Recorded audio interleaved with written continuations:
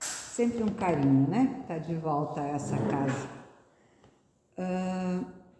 Nós vamos conversar hoje sobre uma passagem de O Livro dos Espíritos, no capítulo 2º do livro 4, que fala sobre penas e gozos futuros.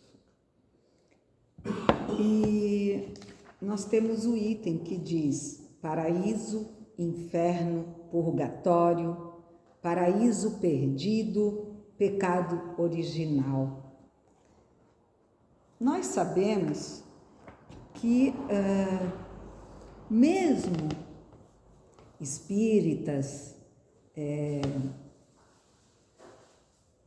iniciados, digamos assim, nesse aprendizado, né? Porque formados jamais, ou talvez muito longe, mas nós sempre iremos aprender, né? Nós sempre estaremos nos transformando, porque somos seres eternos e por isso o aprendizado não se torna estanque, ele não vai acabar jamais, porque nós também não acabamos. Se assim fosse, nós ficaríamos parados, né? E Deus não criou nada, nem ninguém, para que fosse algo estanque, que não se movimentasse, que não gerasse alguma coisa por si mesmo. E nós, espíritos, geramos, né, entendimento, geramos discórdia, geramos caridade e assim sucessivamente, como também podemos gerar guerras. Mas o ponto que a gente veio conversar nessa tarde é justamente sobre para onde eu vou. Porque a gente sabe que mesmo alguns estudando, outros nem tanto, há por várias vezes uma dúvida que ou paira na cabeça daqueles que mesmo já estudando, tem uma certa dificuldade de entender esse para onde vamos, como principalmente para aqueles que não conjugam com nós desse conhecimento, que não entendem o que é continuar vivo mesmo depois da morte. Nós sabemos que muitas pessoas até entendem, né? Ah, tá, morreu, mas a alma ou o espírito foi para o céu. Mas que céu é esse? Ah, não, mas fulano de certo, no meu tempo de criança, pouco tempo atrás, era céu e inferno. Não tinha a terceira opção, né? Ou você era bonzinho e ia para o céu, ou você era ruinzinho e ia para o inferno. Nós sabemos, é claro, que com a nossa evolução, no sentido até e principalmente do aprendizado, né? Racionalmente, com o auxílio dos bons espíritos e de Kardec com as nossas obras básicas, nós viemos a compreender que nada pode ser assim no poder divino. Nada é definitivo. Não, você é bom, você vai viver só aqui tocando harpa deitado sobre as nuvens de algodão, ou você vai viver aqui por ter feito maldade, queimando no fogo do inferno. Se assim fosse, Deus não seria bondade, não seria amor. Então, começamos o quê? A raciocinar sobre o que é possível e o que não é possível. E não foi obra só dos espíritas, né? Nós podemos dizer como por exemplo a própria Igreja Católica, então, e isso eu já era mais que uma menina, começou-se a falar sobre purgatório, que seria a terceira opção, né? Começou-se a dar uma chance, digamos assim, para aqueles meio termos, nem tão bonzinhos, mas também nem tão malzinhos. E aí, ainda assim, fica uma incógnita, mas quem não é tão bonzinho ou quem não é tão malzinho, como medir quem é mais mal ou menos mal? Porque é tudo muito relativo. O soldado que mata um bandido é bonzinho ou malzinho?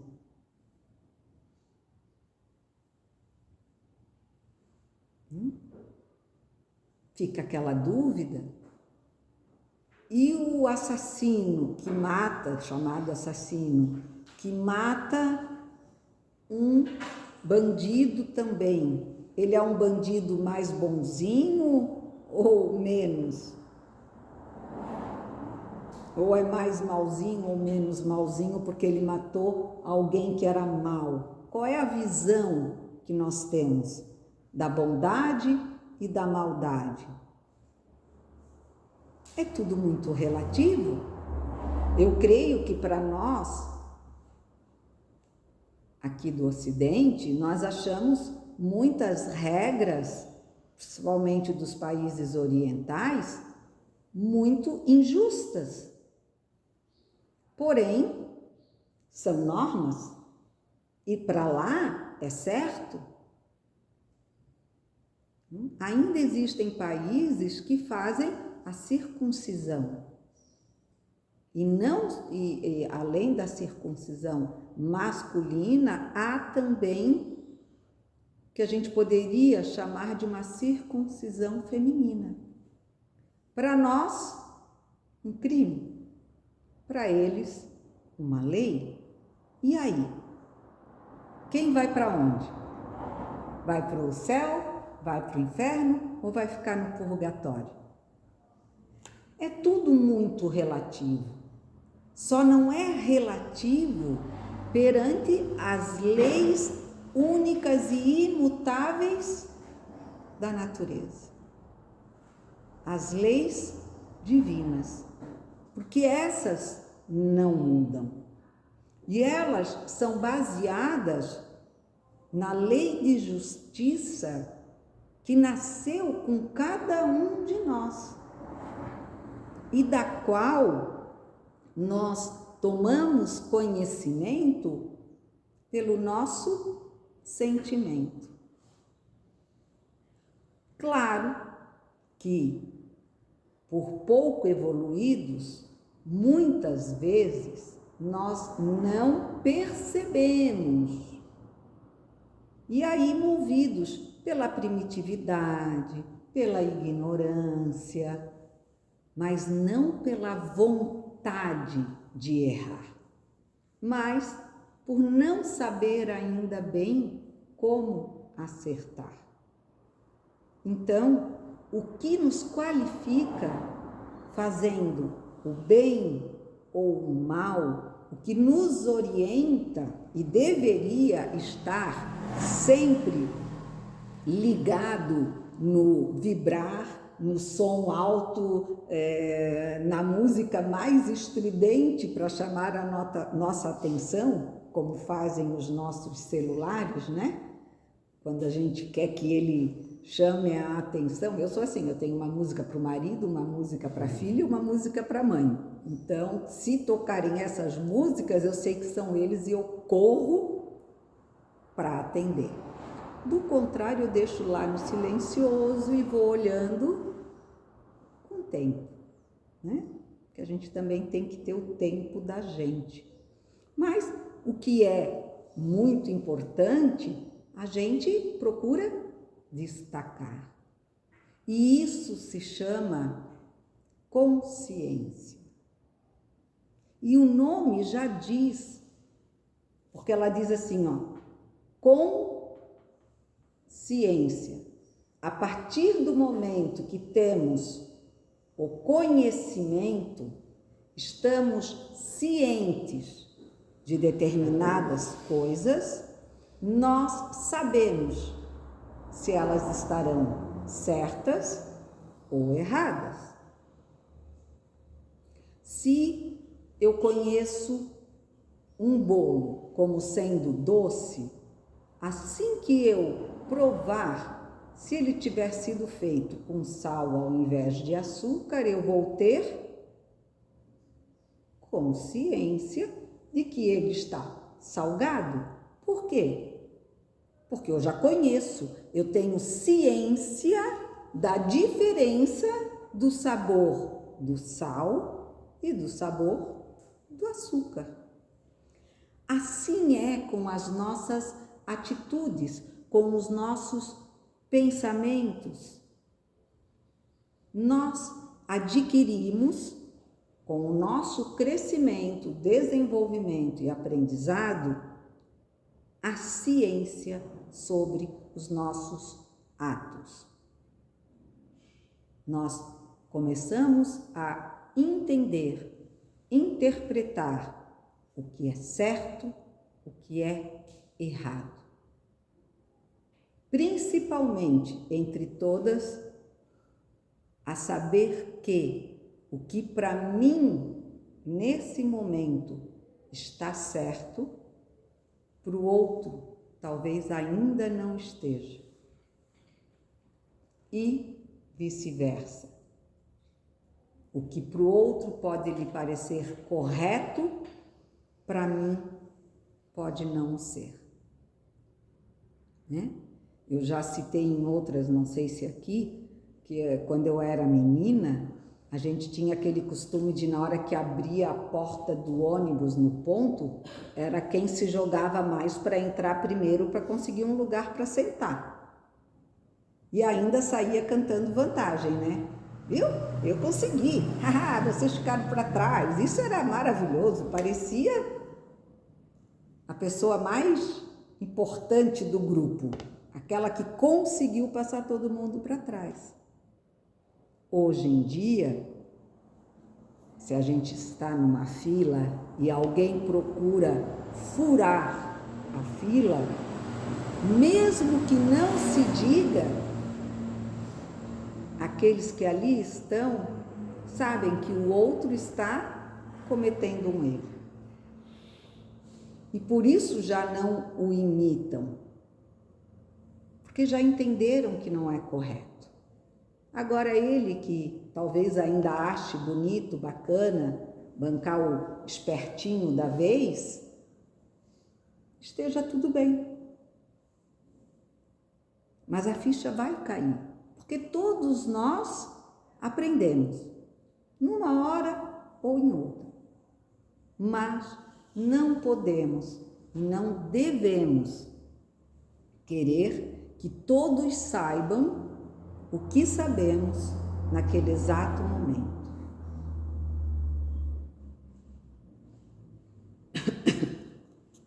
E aí, voltando ao nosso tema sobre céu e inferno, diz assim a pergunta 1012. Haverá no universo lugares circunscritos para as penas e gozos dos espíritos segundo seu merecimento? Lembra que eu falei do lugar do bonzinho, do lugar do malzinho e do mais ou menos, né? Será que há esse lugar? Será que são 3 salões desse, um para cada grupo? Olha a resposta. Como a gente está na 1012, eles dizem assim: já respondemos essa pergunta. Apenas os gozos são inerentes ao grau de perfeição do espírito. Quer dizer, cada um ganha de acordo com o que plantou, o que cumpriu ou o que está devendo. Cada um tira de si mesmo o princípio da sua felicidade ou de sua desventura. E como eles estão por toda parte, não existe nenhum lugar circunscrito ou fechado, especialmente destinado a uns ou a outros. Quanto aos espíritos encarnados, esses são mais ou menos felizes ou infelizes, conforme seja mais ou menos adiantado o mundo em que habitam. Claro, um mundo que tenha mais habitantes regenerados, como será em breve o nosso planeta, em breve, um pouquinho mais à frente, né? Mas por todo 2000 anos, mais 100, mais 50, não é tanto assim. Um plano regenerado terá menos pessoas más ou menos pessoas pouco evoluídas. Terão pessoas que terão um mínimo, digamos assim, de aprendizado e de doses de amor para consigo e para com o próximo, para dividirem, conviverem nesse planeta. Ainda assim, haverão diferentes condições, porque a gente só aprende na diferença. Se tudo for igual, não tem o que aprender. E aí viramos robotizados, né? Então, nesse sentido, sim, existem, né, planetas diferenciados na sua maioria. Agora, ainda assim, nós encontraremos diferentes graduações de elevação moral, de conhecimento, de intelectualidade e assim por diante. De acordo com isso, a 1012. De acordo com isso, o inferno e o paraíso não existem, tais como o homem os imagina. São simples alegorias. Por toda parte há espíritos felizes e infelizes. Entretanto, conforme também já dissemos, os espíritos de uma mesma ordem se reúnem por simpatia, mas, quando são perfeitos, podem reunir-se onde quiserem. A localização absoluta das regiões de penas e recompensas só existe na imaginação do homem. Provém da sua tendência a materializar e circunscrever as coisas, cuja essência infinita é incapaz de compreender. Ou seja, vocês podem me perguntar assim: mas a gente vê nos filmes que tem o nosso lar todo bonitinho, limpinho, né? E a gente vê também que tem o Vale dos Suicidas, que é feio, que é sujo, que é lamacento, é uma coisa horrível. Mas será que foi Deus que fez isso? Não. Nós fizemos. Nós fizemos isso no plano espiritual, como também o fizemos aqui no plano físico. Ou não é verdade? Aqui, nós, espíritas, aprendizes, com quem a gente se reúne mais, convive mais? Com espíritas, com pessoas que falam e acreditam em coisas semelhantes a nossas, que gostam de coisas que nós gostamos ou completamente ao contrário. Eu adoro estar com gente que não é nada igual a mim, que critica tudo que eu faço, que acha que eu estou sempre errado, Não, né? A não ser que seja assim, aquele masoquista, né, que falam, né? Quer dizer, a pessoa quer sofrer, né? Não, quero sofrer. Nós sempre vamos procurar aonde nos sentimos bem. Então, normalmente, aonde que a gente encontra a maioria dos drogados? É numa festa social? Também tem. Os camuflados, né? Mas, se for um ambiente muito puro, um bando de seres que necessitam do álcool, da droga, não vão estar numa festa que seja servido apenas cafezinho e bolo. Ou vocês já acham que eles estariam? Eles irão procurar aonde eles encontram o que eles querem e acreditam necessitar. E eles então vão formando grupos. Não é assim nas cidades?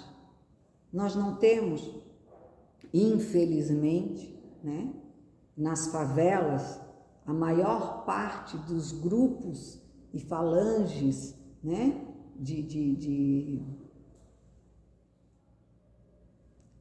como era o nome? Fugiu. Espíritos sofredores? De espíritos, mas né, as gangues, né? As facções que mandam matar, de bandidos, né? De grupos armados. Infelizmente, a maioria dessa população se encontra alojada. E por que na favela? Porque é mais distante, é mais difícil de serem alcançados. Porque ao mesmo tempo, aquilo que a gente comentou sobre consciência faz com que eles saibam que o que eles fazem é errado. Porém, eles ainda sentem a necessidade de fazê-lo. E assim sendo, procuram esconder-se. Volto a dizer, nós temos os infiltrados, os disfarçados, os lobos em pele de cordeiro, infiltrados em todos os lugares.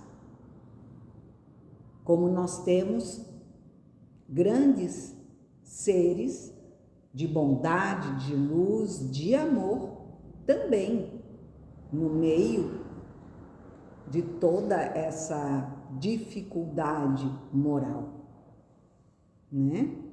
Então, nós não estamos aqui querendo julgar, nós só estamos mostrando que nós nos dirigimos àquilo que nos é mais adaptável, aquilo que, aonde e como nós encontramos o que buscamos.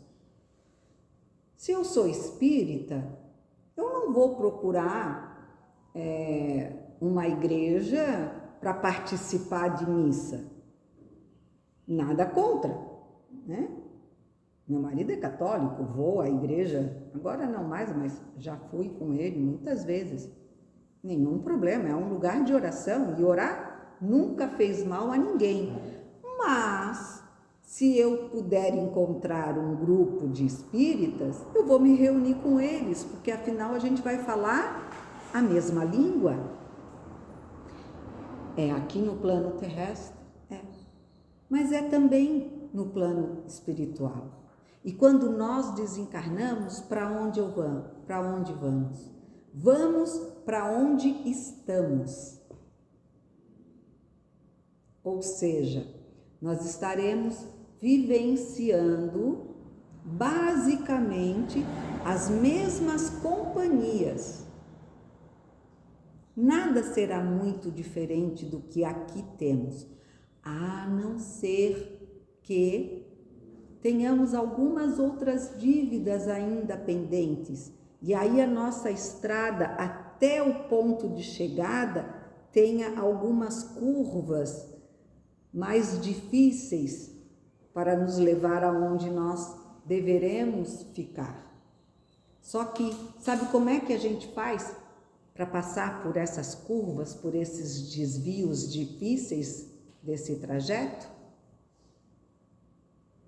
A gente pede ajuda. A gente pede ao Pai: desculpa, eu sou fraco, não dá para ir sozinho, eu preciso de ajuda. Não é o que a gente faz aqui? Se a gente se perde numa trilha, a gente não pede ajuda? Se o Maps não estiver funcionando, a gente não pede ajuda? Não tem aquela propaganda, para no posto Ipiranga, né? Pergunta. Lá também tem um posto Ipiranga para nos dar o trajeto da caminhada. Só que a gente tem que pedir, né? E às vezes, né, o orgulho, a vaidade, a empáfia, eu sei tudo, vou pedir ajuda para alguém, eu vou sair daqui por minha força de orgulho. Aí vai ficar difícil, a lama vai estar daquela bem grudenta, né? Quanto mais a gente bota o pé, mais ela custa sair. Aí é opção. Porque nada muda completamente. Nós não mudamos completamente. Se assim fosse, a gente sairia de uma encarnação ruim e viria para a próxima completamente mudado. Isso eu fiz, isso estava errado. Eu fiz isso também, estava errado. Então agora eu vou voltar diferente? A gente não consegue, porque não é assim que se muda. Não é verdade? Quem é o magrelo que consegue ficar forte numa aula de musculação? Quem é o gordinho que consegue emagrecer numa aula de aeróbica? Não é assim. Para tudo exige esforço, repetição, continuidade. A gente tem que ir, tem que voltar, tem que aprender, tem que se esforçar. E aí sim a gente começa a ter um novo valor moral em nossas vidas. E são esses valores que aí nos transformarão completamente de uma escala a outra. Porque só o tempo pode nos transformar. E o amor. Quanto mais aprendermos o valor de amar, mais valorizaremos tudo que do amor brota. E assim, dando mais ênfase a esse amor, e assim crescendo mais no amor, e assim nascendo cada vez mais para o amor. Então, nós precisamos compreender que aqui, ou na pátria espiritual, o nosso aprendizado é constante e teremos sempre e estaremos sempre aonde nós precisaremos estar. Sem, é claro, que isso seja definitivo, porque nos basta sempre a vontade de mudar, o arrependimento, a humildade, como filhos pródigos que ainda somos. Porque se hoje a gente já conseguiu entender que o valor das riquezas materiais não são os mais importantes, mas talvez ainda alimentemos o egoísmo, a arrogância, a vaidade e assim sucessivos outros erros, falhas nas nossas condutas. Então, nós estaremos sempre, até chegarmos numa maturidade distante ainda para nós, ter que chegar e, como filho pródigos, pedir: posso pelo menos ficar aqui para aprender mais, mesmo não sendo mais digno? E como Pai bondoso, com certeza nós seremos abraçados. Seja aqui ou ali, sempre temos guias a nos esperar para nos conduzir ao local adequado para nosso aprendizado. O tempo voou, a gente poderia falar várias outras questões, mas eu acho que já deu para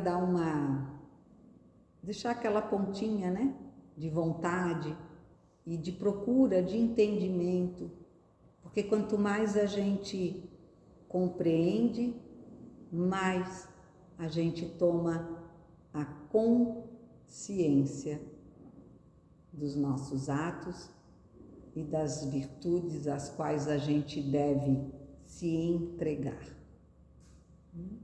Então, que Deus e a falange amiga de todos nós esteja sempre conosco para nos orientar e que nós, principalmente, tenhamos sempre olhos de ouvir, olhos de ver e ouvidos para ouvir os seus chamados e os seus sinais. Uma boa tarde a todos e a minha gratidão mais uma vez à casa pelo convite.